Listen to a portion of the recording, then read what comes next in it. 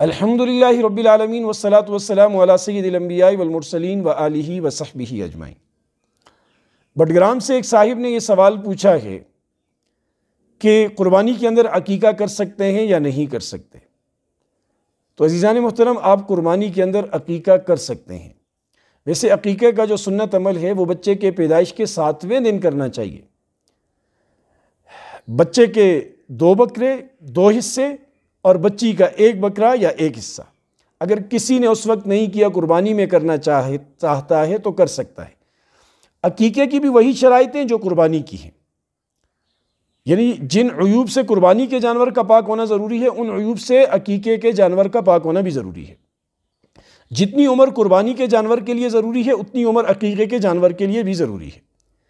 ہاں، یہاں ایک بات ذہن میں رہے کہ اگر کسی بندے کی مالی حالت اجازت نہ دیتی ہو تو وہ لڑکے کی طرف سے بھی 1 بکرا یا 1 حصہ عقیقے کا رکھ سکتا ہے۔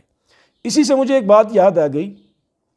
یہاں ہمارے ساتھ ایک واقف کار ہیں، وہ کہنے لگے کہ ان کی مسجد کے پیش امام نے ایک مسئلہ ذکر کیا ہے کہ ایک قربانی کے اندر نفل اور واجب جمع نہیں ہو سکتے ایک جانور میں۔